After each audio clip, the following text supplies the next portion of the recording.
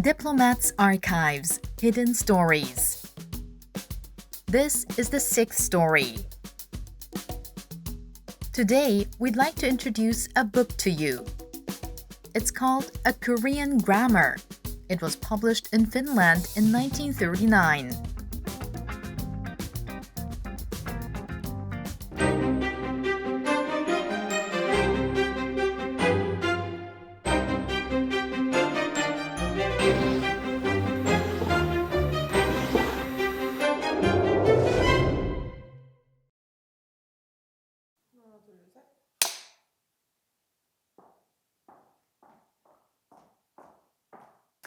My name is Jyri Järviaho. I'm a Finnish ambassador here in Korea and Seoul.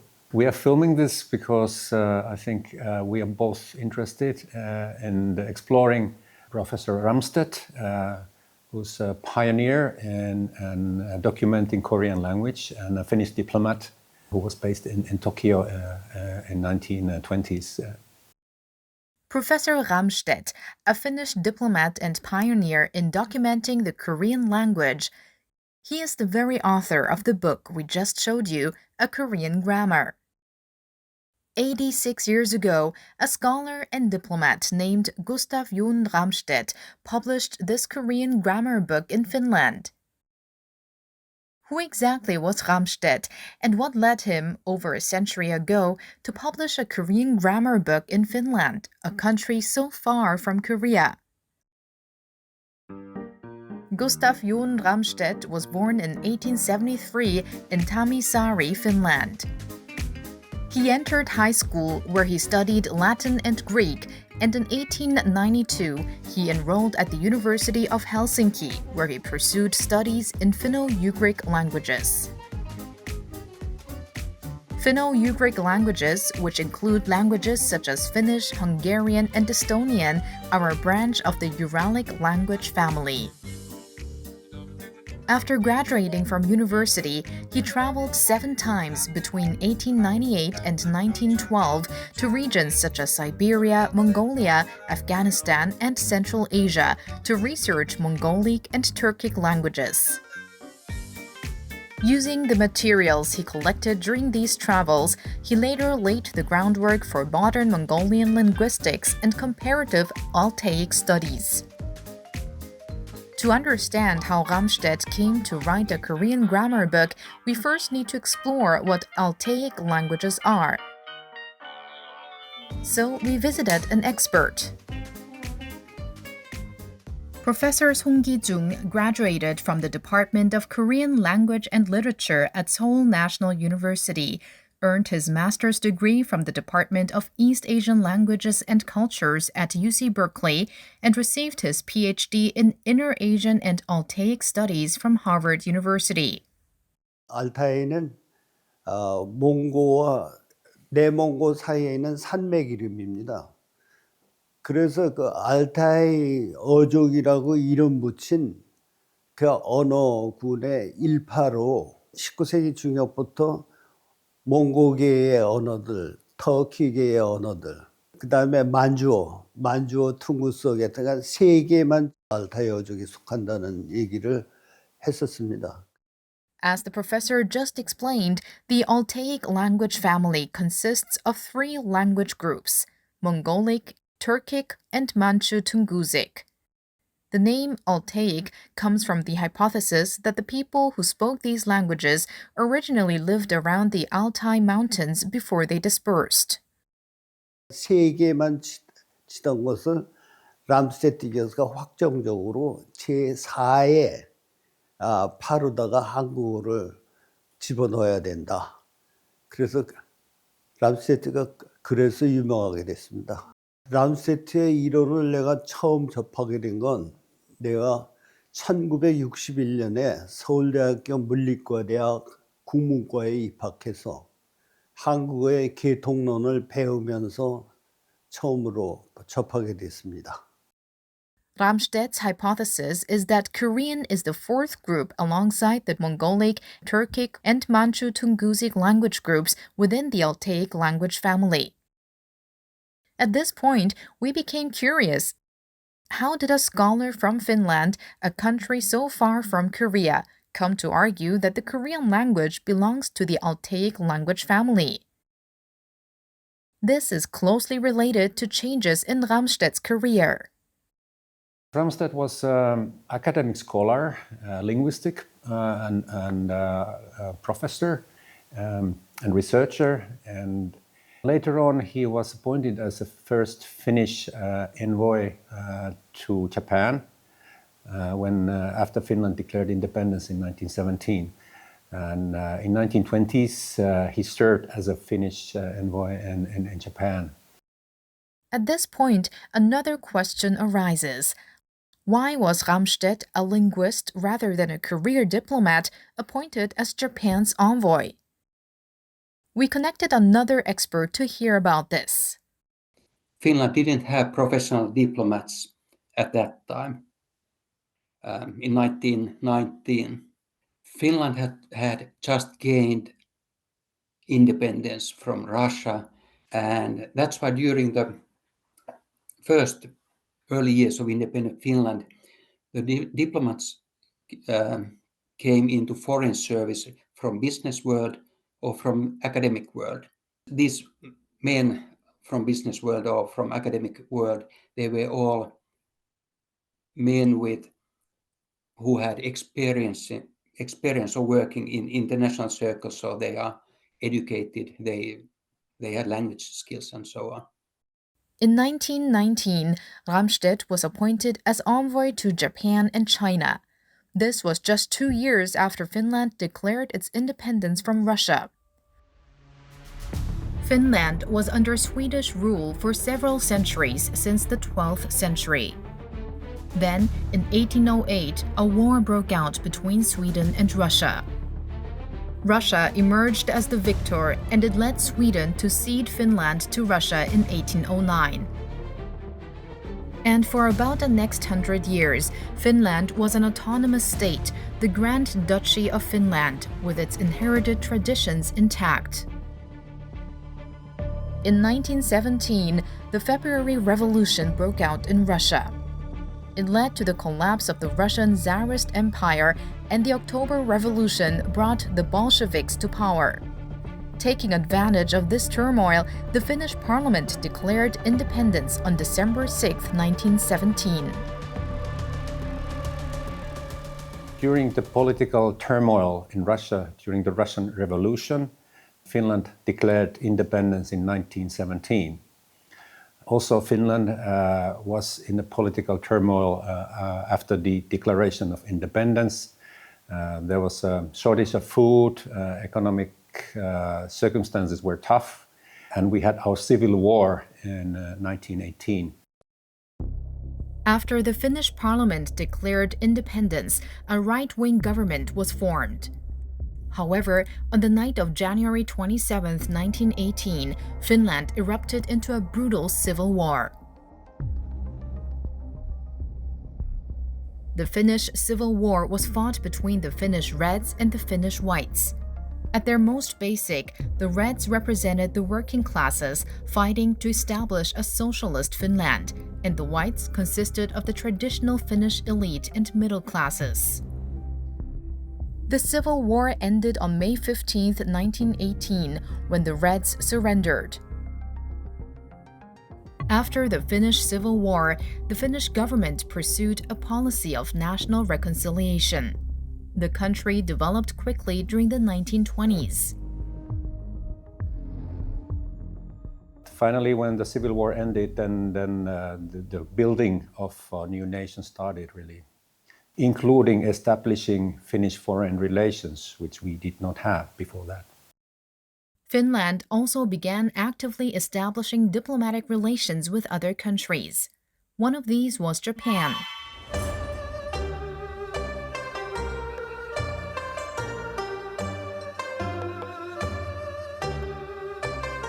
At that time, of course, the main policy towards Asia was to establish connections to Asian countries, including Japan and China, Thailand or Siam at that time, and to get recognition for the newly independent nation as Finland was at that time. So that was the main focus area Therefore, Finnish government quickly decided to start a legation in Tokyo, in Japan, and send the first envoy to Japan. Well, then that envoy was Mr. Ramstedt, of course. However, before officially accepting the position, he reportedly declined the offer several times. He was already appointed as a professor of Altaic languages in university, but this based to his memoirs, he tells that foreign minister offered him this position because Ramstedt had made a lot of expeditions, long expeditions to Mongolia and to China, and foreign minister knew Ramstedt as some kind of Asia specialist. But yes, as you said, Ramstedt said, thank you, but no. A couple of days later, the president of Finland contacted him and said, Mr. Professor Ramstedt, this is your patriotic duty. So Ramstedt says, okay, he agreed to take this job. His fluency in multiple languages and his academic research across Asia likely played a key role in making him Finland's first envoy to Japan and China. And on September 6, 1919, while serving as a professor at the University of Helsinki, Ramstedt was officially appointed as Finland's envoy to Japan and China. And he eventually arrived in Tokyo in late autumn 1919. The Finnish legation in Tokyo was located in the Azabu district. Legations from other countries, including Bolivia, Chile, and Switzerland, were also situated in the same area. After arriving in Japan, Ramstedt stepped into a new linguistic world. He quickly learned to speak Japanese and was soon able to write simple letters in the language. Within just 3 months of his arrival, his Japanese had become impressively fluent. After arriving in Tokyo, of course, his first thing was to establish the Finnish legation in Tokyo. And as he was a linguistic person, he started immediately studying Japanese language. And he was one of the diplomats in Tokyo that spoke Japanese, really. So he gained a special position in Tokyo because of that. I think the main political task for Ramstedt was to observe the situation in Asian parts of Russia during the Russian Civil War. Siberia was in the hands of White Russians in White armies, and this monitoring was Ramstedt's this main item firstly. But also foreign trade needed a foothold there in Asia. Businessmen are always interested in new markets, and to Finland this means huge new markets. Whole Asia was considered an important area for Finnish export, which those days meant food industry products. And there were Finnish citizens also in Russian Far East, somewhere there's Vladivostok area, and legation was needed to look after these interests. Even as a diplomat in Japan, his passion for language study never waned. He was often seen poring over Mongolian and Tungusic dictionaries in his spare time. 람스테트는 1873년생으로 스웨덴어와 핀란드어 두 가지 언어를 다 모국어처럼 쓰는 그런 가정에서 태어났습니다. 그 당시에 핀란드는 제정 러시아의 대공국이었어요.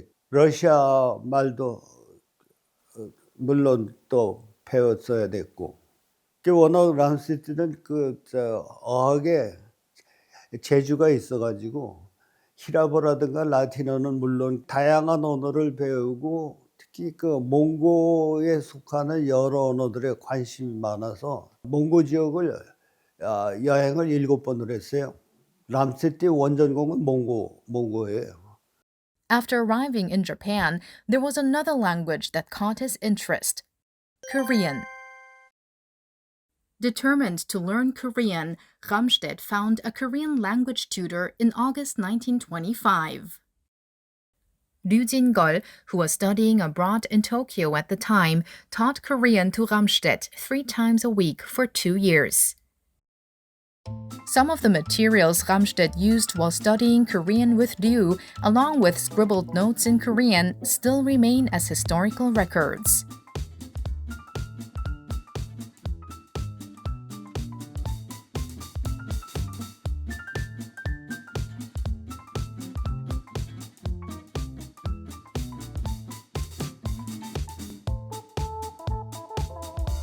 While studying Korean, Ramstedt made a fascinating discovery.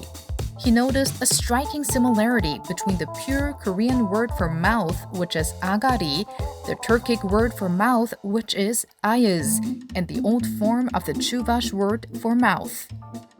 Based on these linguistic parallels, Ramstedt came to the conclusion that Korean should be classified as a member of the Altaic language family.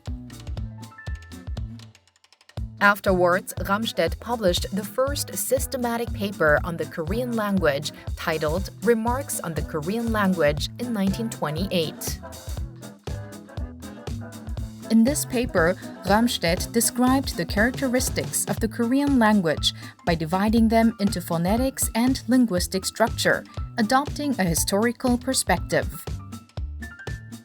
He also argued that the genealogical position of the Korean language would be firmly established as part of a great East Asiatic group, noting the similarities between Korean and the Tungusic languages, and suggested that the heart of the Altaic language family lies along the western and eastern foothills of the greater Shinhan Mountains.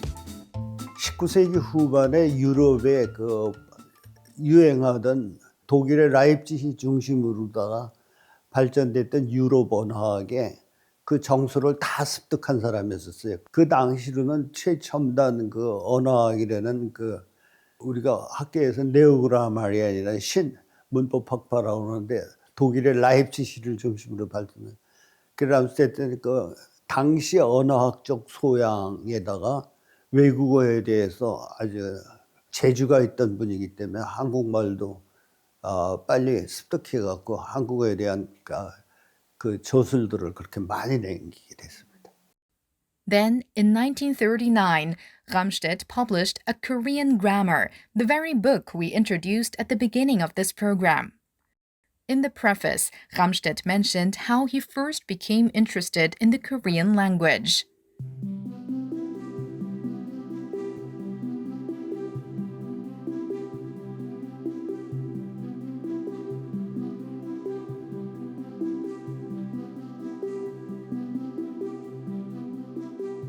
Also, he clearly states that the Korean language belongs to the Altaic language family.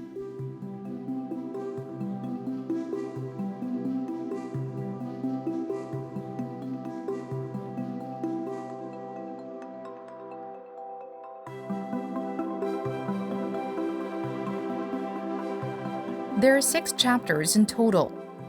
Each chapter provides detailed explanations of Korean grammar related to its title, accompanied by numerous examples.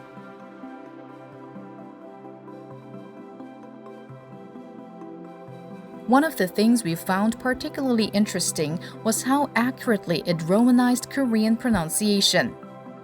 Ramstedt also distinguishes in detail between North Korean dialects and South Korean pronunciation. In this book, the North Korean dialects he refers to are those spoken by Koreans who had migrated to Vladivostok and its nearby regions. Then how was Ramstedt's A Korean Grammar received at the time? We connected via video call with Professor Kim Jong-young, who teaches Korean at the University of Helsinki, to learn more about Ramstedt. 람스테트가 그게 공부했던 책이 있거든요. 한국어를 공부했던 책들. 헬싱키에 돌아와서. 그러고 보면 독일어로도 공부를 했었고, 또 러시아어로도 한국어를 공부했었고, 또 언더우드라든가 이제 로스 같은 그런 이제 선교사들이 만든 또 교재로도 공부를 했었어요. 그리고 언더우드하고 로스는 분명히 영어로 쓴 거거든요. 근데 거기에 이제 보시면 한국어 부분은 그분들이 한글로 썼어요.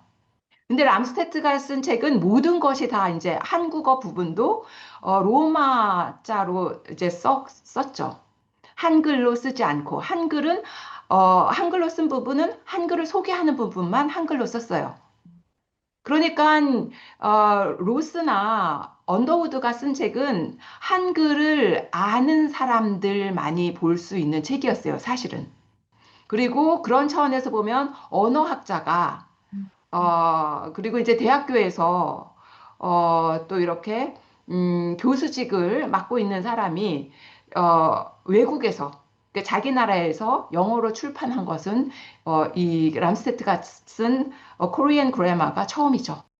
And I think his books served a wider purpose, not only between Finland and Korea, but the book, if I understand correctly, was also utilized by, for example, the American soldiers during the Korean War and other international troops. It was widely used at that time because there were not too many Korean language grammar books explaining the language in English. So that was kind of a wider purpose that it served in history. And in 1949, Ramstedt published his seminal work that is still regarded as a timeless classic, Studies in Korean Etymology. Studies in Korean Etymology contains etymological entries for more than 1,900 Korean words. In the book, Korean words are written in Romanization with English explanations provided next to them. If you look more closely, you'll see comparisons with Mongolian, Turkic, and Tungusic words that share similar meanings. Through this work, Ramstedt presented a number of materials that he believed supported the connection between Korean and the Altaic language family. 세계 학계의 그 논문들이라는 게 대개 독일어, 불어, 나중에 영어로다가 집필이 됐으니까 그게 람스테트가 그 세 가지 언어에 다 능통하고 거기다가 이제 다양한 그 연구소들과 자료들을 참고해서 집필했는데 후세 학자들이 람스테트 같이 그렇게 다양한 자료를 이용할 능력들이 없었습니다. 역사 비교학 하는 사람들한테는 그 람스테트의 그 어원론 그것이 아주 필수의 책으로다 수십 년 동안 이용되고 있고 지금도 그렇죠. 지금까지도 이 분야를 연구하는 사람들한테는 필수적인 책이에요.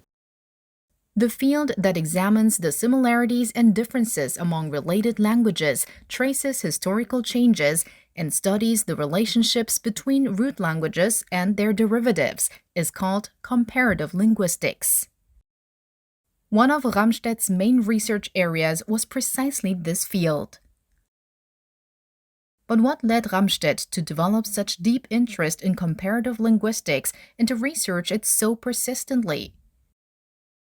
그 핀란드는 사실 수백 년 동안 스웨덴의 지배하에 있었고, 그 다음에 러시아 지배하에 이제 100년 있다가 이제 독립이 된 나라거든요. 근데 이제 언어가 완전히 이제 다르거든요. 그러니까 뭐 그 스웨덴어나 노르웨이하고 많이 비슷하고 또 덴마크어도 또 이제 스웨덴어, 노르웨이어, 또 아이슬란드어 이렇게 굉장히 유사한데 핀란드어만 이제 유독 달라요. 핀란드 사람들을 보면서 너네들은 유럽과 멀리 떨어진 다른 곳에서 온 민족일 것이다. 이렇게 이제 놀리는 분위기였던 거죠. 그러니까 이제 그거를 입증하기 위해서 이제 몽골로 여행을 여러 차례 떠났었어요. 몽골어도 굉장히 빨리 배웠고. In his efforts to trace the origins of the Finnish people, Ramstedt conducted research that eventually led to a new theory that separated the languages of the Eurasian continent, previously grouped together as the Ural-Altaic family, into the Uralic and Altaic language families. According to Ramstedt, Finnish belongs to the Uralic family, while Korean is part of the Altaic family. That was an important stepping stone also for Finns to understand themselves better, in culturally and linguistically. Where do we come from, and where does our language come from? So that was an important part of our nationhood building as well. Ramstedt's theories drew significant interest in Korea in the past as well. 비교 언어학이라는 것이 옛날이나 지금이나 이제 아주 소수의 전문가들만 관심이 있는 분야이지. 근데 이 비교 언어학이 이제 우리의 경우에는 조금 특별하게 일제 통치하에서 우리 민족의 근원을 따지고 그러면서 언어학적 그러한 근거가 민족의 그 근원과 결부를 시켜가지고 굉장히 중요한 분야로다가 어떻게 보면 아마 우리나라 같이 그렇게 한국의 계통이 알타이 어족 같이 일반 국민한테 많이 알려진 나라가 별로 없을 것 같아요. Ramstedt's theory that Korean belongs to the Altaic language family was even included in Korean school textbooks and widely accepted as scholarly consensus.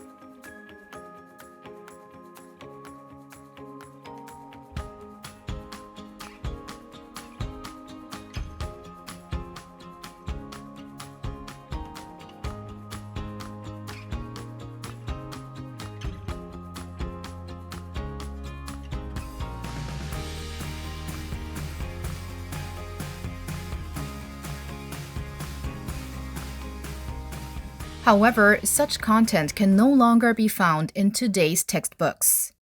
Years of research by comparative linguists have yielded no further meaningful evidence to support Korean's classification as an Altaic language. Today, the prevailing view is that Korean is best described as a language isolate. 우리가 어족이라고 그러는데 같은 계통의 언어를 묶는 것을 어족, 언어의 가족이라는 그러한 말로 어족이라고 하는데 어족 수립의 근거로 삼는 것이 기초어휘 하나서부터 열까지의 그 수사나 친족관계 어머니 아버지라든가 이런 친족관계 용어는 인간의 언어에서 가장 변하기 어렵다. 어디 다른 나라 말을 받아들여 가지고 바꿀 수 있는 어휘들이 아니다. 그래서 그 어휘들을 비교를 해서 거기서 규칙적인 유사성이 발견되면은 이 두 언어는 같은 계통에서 같은 근원에서 나왔다. 이렇게 이것이 역사 비교 언어학의 기본적인 그 전제인데 불행하게도 우리 한국어의 경우에는 그러한 예들을 발견할 수가 없었습니다. 아무리 예를 많이 뭐 100개, 1000개 람스테트 같이 람스테트 언론에 1900개 항이 있는데 거기서도 뭐 대부분 믿을 수가 없다 하고 이제 학자들이 몇십 개 신빙성이 있다는 것도 산발적으로 발견되는 거기 때문에 믿지를 않아요. Ramstedt's theory that Korean belongs to the Altaic language family no longer enjoys wide support. Still, his theories and writings have provided great value to scholars studying Korean and comparative linguistics. Beyond researching Korean and leaving behind important works, Ramstedt also made major contributions to promoting and teaching the Korean language. After completing his envoy post in Japan, Ramstedt returned to Finland and began teaching Korean history and language at the University of Helsinki. Then when he returned finally to Finland in 1929, he took up his post in University of Helsinki as a linguistic professor, especially on Asian languages. And so he was able to establish the first Korean language courses in Northern Europe at that time. So that was, I think, groundbreaking at that time. In 1934, while Korea was still under Japanese colonial rule, Ramstedt established Korean language and Korean history courses at the University of Helsinki. These may well have been among one of the first Korea-related courses ever offered at a foreign university. According to Professor Kim Jong-young, since the introduction of Korean history and language courses 91 years ago, interest in Korean studies has now grown tremendously. 폭발적으로 늘어났죠. 예. 처음에 왔을 때는 한국어 배우는 학생들이 거의 없었어요. 거의 없었어요. 뭐 많이 들어오면 뭐 4명? 그러면 사람들이 깜짝 놀랄 정도로 많이 들어온 숫자였었어요, 그때. 일본어가 한 16명 뽑고 그다음에 중국어, 한국어가 한 9명, 10명 정도씩 뽑고 있어요. She said that the Korean language textbook published by her and her graduates also became a bestseller after its release in 2022. 그런 거는 이제 뭐 좀 K 컬처의 좀 부상과 좀 맞아떨어진 아무래도 그럴 거라고 저는 생각합니다. Thanks to the global success of K-culture, interest in Korea continues to rise in Finland as well. But perhaps the true beginning of cultural exchange between Korea and Finland can be traced back over a century ago to Ramstedt, the scholar who researched the Korean language and laid the foundation for Korean studies in Finland. I think it serves a very good basis for our relationship since he built up the interest already in 1930s. On Korean language studies, and as we know these days, Korean language studies are quite popular in Finland. In fact, so I think it's been groundbreaking in many ways. And of course, nowadays we just pay respect for his work. This year marks the 52nd anniversary of diplomatic relations between Korea and Finland. But long before the two countries established official ties, Ramstedt had already taken interest in the Korean language, proposed new theories about it, and even helped launch Korean language and Korean history classes at the University of Helsinki. He was someone who connected Korea and Finland, and he may have even been the first person to introduce Korea to Finland. We hope more people will get to know Ramstedt and remember him through this episode.